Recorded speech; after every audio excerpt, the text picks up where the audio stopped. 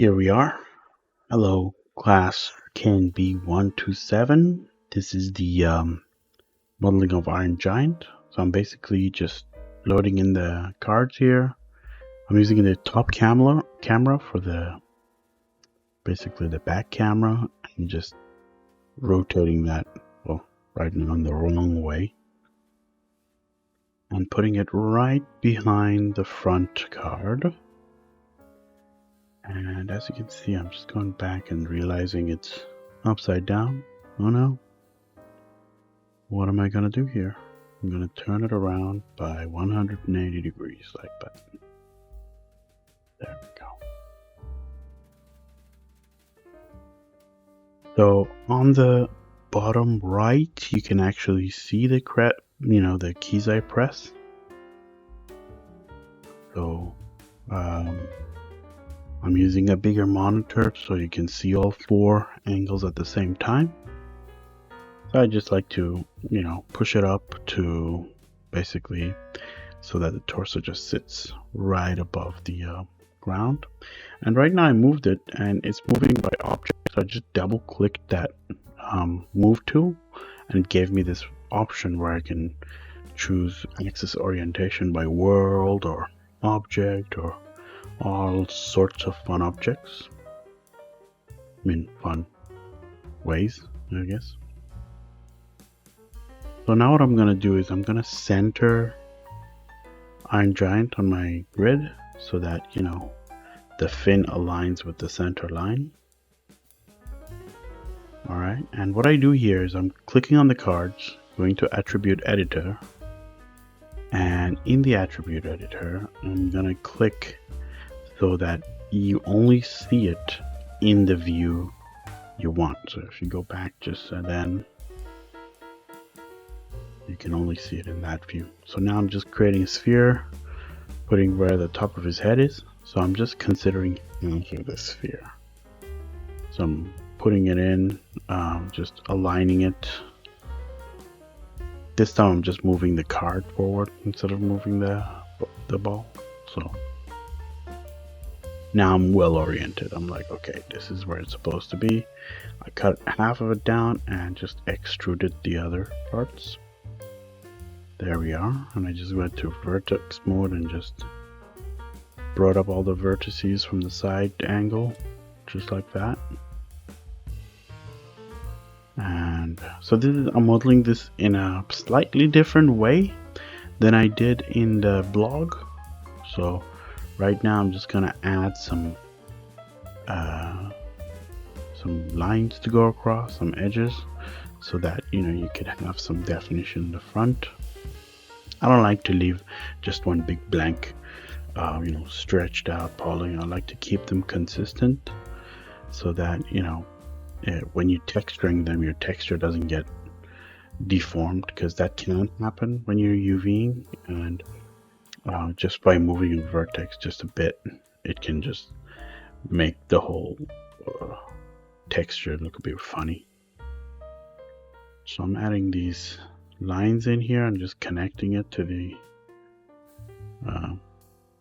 edge there, just so that they're continuous and not just floating out in nowhere. So this tool really relies on your camera's perspective. So if you're looking at it from underneath, it's gonna draw a very weird line. So just keep that in mind. So now I've created the lines. I'm selecting the line that goes from the front to the center. I was doing it in perspective and I was not realizing what I selected. So I went to the front view just to make sure, and I gave it a bevel.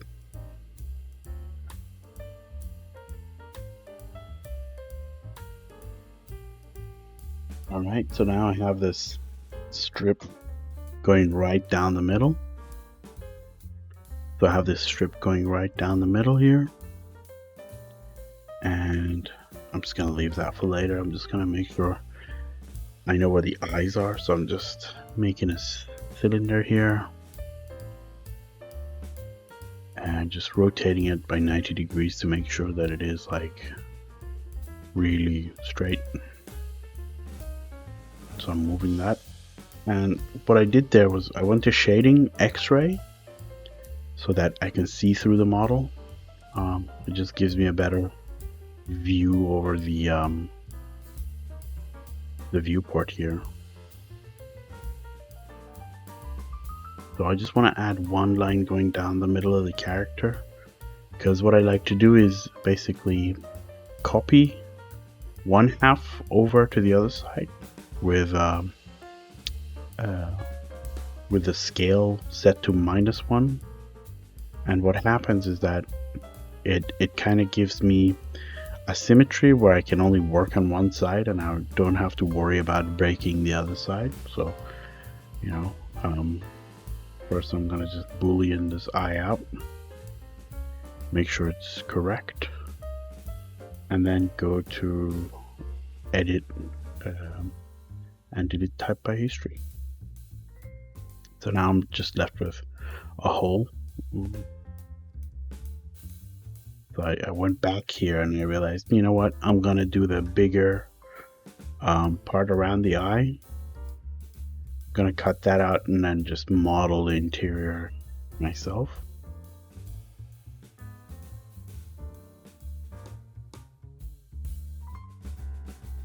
Alright, I'm looking for it.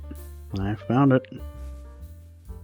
There we go. So I did history there.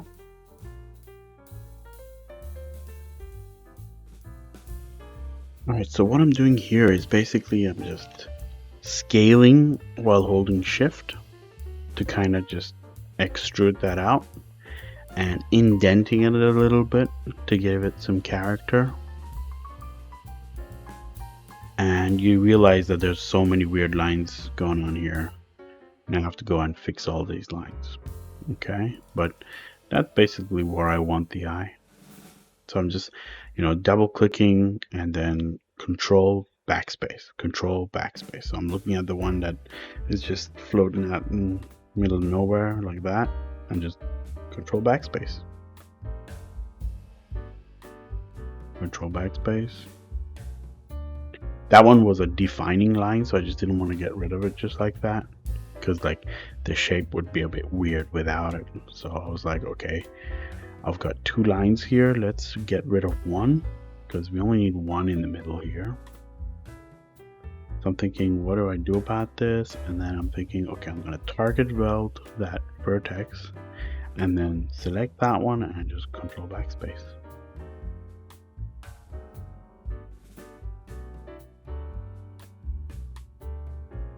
So I'm going to need like another line here to be able to connect these things and kind of build a topology. I wouldn't say this is a good topology, but it certainly is something, so that the lines are not just like floating in nowhere, that everything is connected. I've got quads in here, here we go, another quad. I'm thinking, what do I do about this? This is a weird one. It's too close to the other line.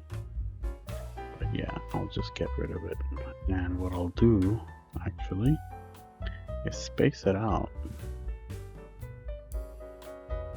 so that it defines the shape a bit more. And I went to move it and they were like extruded underneath. So I came here and I went to edit mesh, merge, to merge all the vertices that land on top of each other. And I'm working at a small scale, so I have to use very small numbers like 0.01 for it to work. But now I can kind of go in and select that edge and and remove it. So I'm just cleaning up basically here, making sure all the polys have somewhere to go. So what I did here was select these edges and go to mesh display and soften edge, and then select the ones that I actually want to be hard edges. You go to mesh display and harden edges. There you go.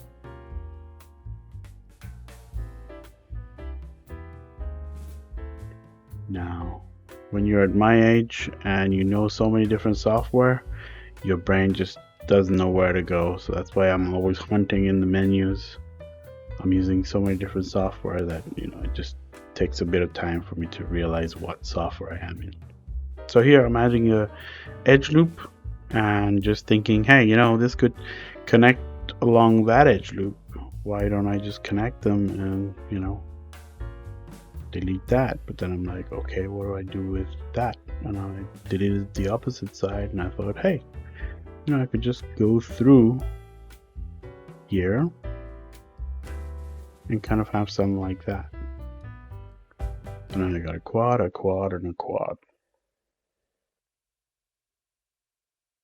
And then I can join that. So I'm still keeping my quads, but not adding all these weird lines all over my work here. So I'm just working on this part, making sure it works. This is why I don't like you really using booleans. There are better ways, but it's just the fastest way, especially on something that's like very mechanical and you want like a smooth shape and suddenly you have like a very circular hole inside. Booleans can work really good, but then when you start to clean up, you see these weird surface imperfections, whenever you do this. And you really have to be careful, when you're moving these around and, retopologizing, that you're gonna get these weird things happening anyway. So I just, copied an instant of it around. That's edit, duplicate special, and make sure you pick instant or instance, sorry. So I'm moving the nose down a bit so that it reaches exactly where the little mohawk thing ends.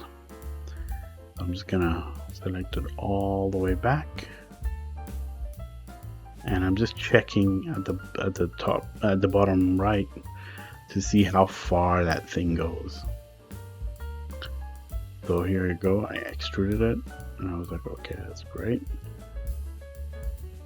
And I selected the whole thing. I'm gonna go to deform, lattice, and I just do a 4x4x4, apply it, and because I selected those polys, the lattice is already tied to those polygons, not the whole mesh. So I can come in here and basically start defining that mohawk there to be more, in accordance with the mesh here. You realize I moved this one up because I know that the poly will end right there, so I'm using that and just anticipating how the topology is going to move, and that's what you'll have to do now as well. You have to anticipate how these polygons will turn out when you do things like that. So then I just move that in, and there you go, I created a very sharp angle there. Moving some of these back in to the face, just like that, to get that really smooth transition there.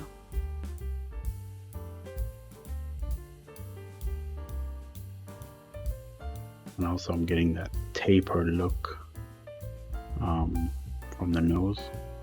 Just feels more natural. And sometimes these things are not in the references. You just have to imagine, hey, it would look better like this, and that's totally fine.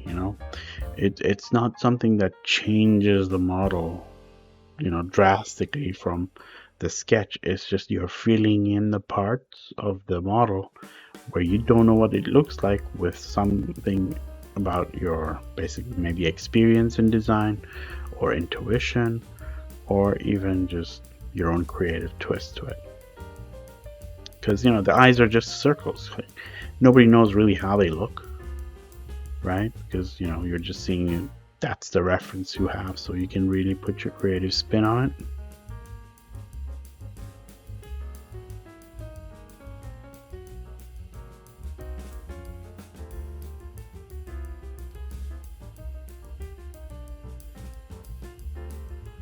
So I'm just extruding in again the side there, just to give it some thickness. I don't care if it's inside is hollow. And I haven't noticed, but I just extruded some line on the inside of the head as well that I didn't even see. My goodness. But yeah, I just noticed that.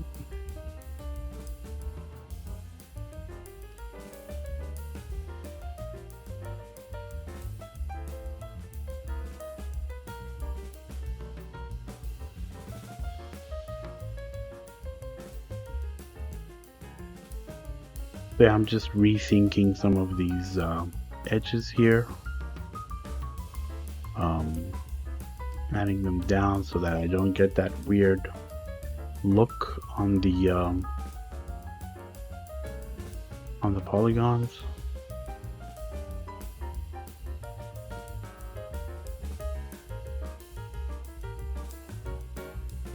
Now thinking here how I'm gonna fix this without adding those extra polygons. I thought, okay, I'll start down here. Fix this one first. And then the other ones, basically, because I'm not animating this, I'm like, okay, that's alright if it's just like that. I don't mind it.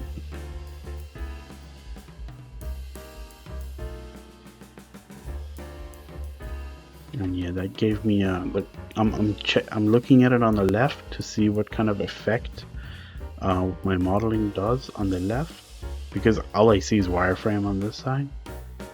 So I'm just looking to see if when I'm adding these lines, is it like creating some weird shapes here and there. And always, whenever you add these really long lines, make sure that you look at what is affected way at the back of the head as well. Don't just simply add stuff and move it in the front and be like, this looks great. Then you turn the model around, oh my god, I messed it up. Right? So you don't want to do that. Yeah, I was not too happy with that. I wish I had left it the way it was. But, you gotta make choices.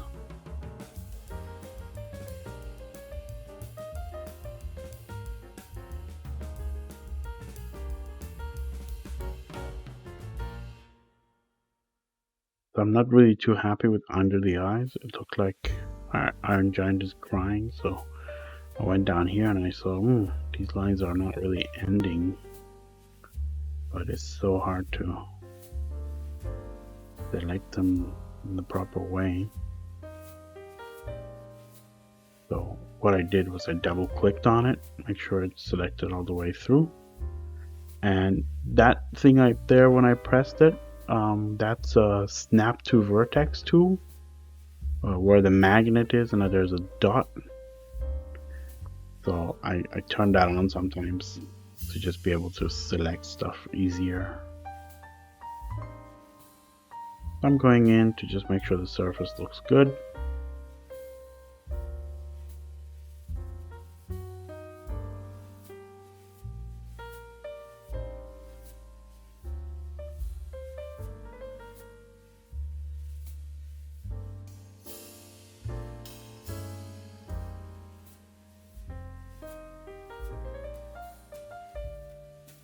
Yeah, I'm going pretty quick with this. You can spend more time, make sure this topology is much better than mine, but I just want to move quickly through this so that you can see how easy it is to just come up with the model. You can always iterate on your models. You don't have to like commit to this and say that's it, I'm gonna just leave it there. But you can always move ahead, model other things, and kind of do one pass. So you do this low poly pass, then when your whole model is up to snuff and you're like, okay, this is good, I'm gonna work on this other part. You can definitely do that. You don't have to just make one part perfect then move to another part.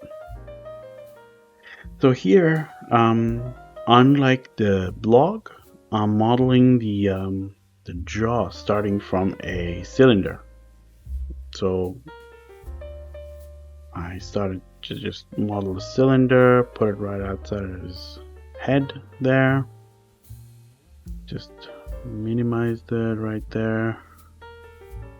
And what I'm gonna do is I'm just gonna, extrude it down. So select the sides, deselect half of it so that I have the other half selected. And there, like a nice jaw coming back. And then I select half of that and kind of flatten it by scaling it in on itself. And just scale it up and just adjust a few vertices. And there I have like a jaw from the side. Usually when I'm modeling like this, I just worry about one perspective at a time. So, okay, it looks great from the side. Now let's have a look and see how we're going to tackle this.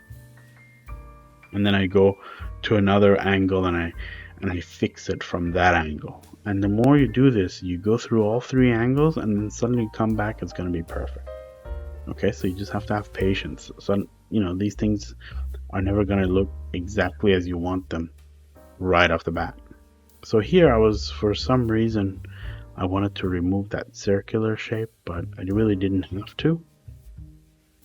So what I did was I deleted the faces and just bridged them to the top. I go here, bridge, to just create like a long lines here. I really didn't have to do that because later on I'm going to add it back in.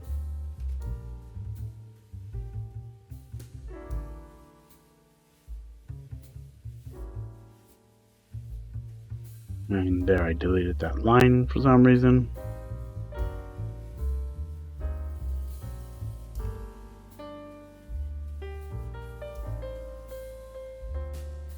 Yeah, sometimes you think of something and you just got to get it out of your system. That's all that is, So that's what I was doing there. So I'm moving this to where I see a flat surface. Then I rotate it so that it's pointing inwards. Yeah, definitely if you look at the perspective now, it looks very crazy. And you're like, oh God, but you can always connect it, add some more surfaces here. And I pinched it too much, so I gotta turn the pinch to 0, and then I'll have like 4 equal divisions. Now I can just bring it out, deselect one of the selections, 2 of them, and just have the middle out. And I'm looking at all the angles, especially the front view, just to make sure it aligns with the lines of my drawing. Okay. Then when I'm looking at it from the perspective, I'm like, wow, there's a huge gap there. I don't want that giant gap. Giant gap. Giant. So here we are. As you can see, his jaw is a little short for him, which is not good. I'm still, adjusting all of these things. If you look at the bottom right, it's still too short. It should have come out a bit. But that's why you have all these angles, You just look at all of them either at the same time if you can, or one by one. So I'm just scaling them on the, the vertical axis, and just going one by one, making sure that that curve of the jaw kind of aligns with my drawing. Is good. So here we are. I'm going to duplicate special, and I just realized it's on the wrong axis, so there we go, -1 on that side, and just move it to the other side just to have a look and see.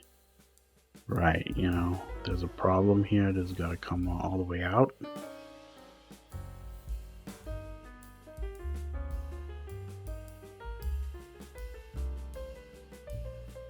I just adjusted it like that. So these are like artistic choices you can make yourself. You don't have to follow exactly as I do, but you just have to think all the time. Like, have a look at it, make changes, look at it, study it, and then be like, okay, I don't want this, or I want this. So here I was gonna extrude out the circular part of that jaw, like, then I realized, because I deleted that part, it's gonna be a lot harder, so I just selected the faces in front, extruded it in, so that I get like a long thing like that, and I just brought those edges up. There's a tool here in Edit Mesh called Circulize, but it didn't work for me for some reason. Not sure why. I was like, okay, I'm not gonna mess with this too much. Usually it should turn everything you select into a circle, so I just went in and thought it's already a circle anyway. That's all good. I just selected it, adjusted, and I'm looking at the bottom right here. I selected that. Again, extruded with using scale, and pushed it out to match the drawing, and there it is.